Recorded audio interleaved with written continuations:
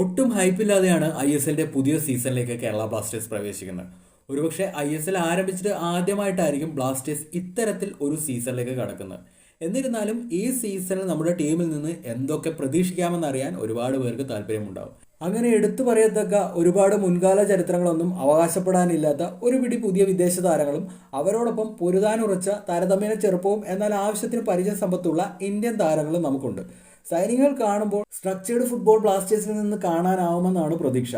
ഡിഫൻസിൽ നിന്നും മിഡ്ഫീൽഡ് വഴി പേഷ്യൻ്റായ build-up, ball കൈവശം വെച്ച് ഗെയിം കൺട്രോൾ ചെയ്യാൻ പറ്റുന്ന താരങ്ങളെയും ബ്ലാസ്റ്റേഴ്സ് കൊണ്ടുവന്നിട്ടുണ്ട്. കാറ്റാലയ്ക്ക് 4-2-3-1 ഫോർമേഷൻ ടീമിനെ അണിനിരത്താൻ ഉതകുന്ന താരങ്ങൾ ഇക്കുറി ബ്ലാസ്റ്റേഴ്സിലുണ്ട്. ബാക്ക് ഫോർ കോമ്പാക്റ്റായി നിൽക്കും. മിഡ്ഫീൽഡിൽ ഡബിൾ പിവറ്റ്, ഒരാൾ ഡിഫൻസ് റെസ്പോൺസിബിലിറ്റി ചെയ്യുമ്പോൾ മറ്റൊരാൾ ഫോർവേഡ് പ്രോഗ്രഷൻ നടത്തും. വിങ്ങേഴ്സ് വിഡ്ത്ത് നൽകും. നമ്പർ 10 സ്പേസ് ഫൈൻഡ് ചെയ്യും. സ്ട്രൈക്കർ ഹോൾഡപ്പ് പ്ലേ ചെയ്യണം. അറ്റാക്കിൽ ഫുൾ ബാക്കുകൾ ഓവർലാപ്പ് നടത്തി വൈഡ് ഏരിയാസ് ഓവർലോഡ് ചെയ്യും.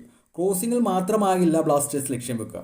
കട്ട് ബാക്സും ബോക്സിലേക്കുള്ള ലേറ്റ് റണ്ണും ഒക്കെ കാറ്റാല തന്റെ ആയുധങ്ങളാക്കും. എന്നാൽ പ്രധാന പ്രശ്നം പഴയ കഥ തന്നെയാണ്. ബോൾ നഷ്ടപ്പെട്ടാൽ ടീം ഷേപ്പ് മെയിൻറ്റെയിൻ ചെയ്യാൻ ബുദ്ധിമുട്ടും.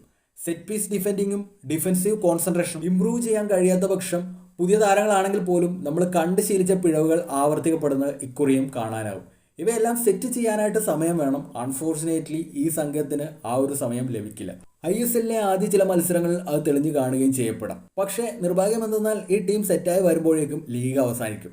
എന്തായാലും ബ്ലാസ്റ്റേഴ്സിനും കാറ്റാലയ്ക്കും ഇത്തവണ വ്യക്തമായ ടാക്ടിക്കൽ പ്ലാൻസ് ഉണ്ട്. പക്ഷേ അതിന്റെ സക്സസ് ഗ്രൗണ്ടിലെ എക്സിക്യൂഷൻ പോലിരിക്കും.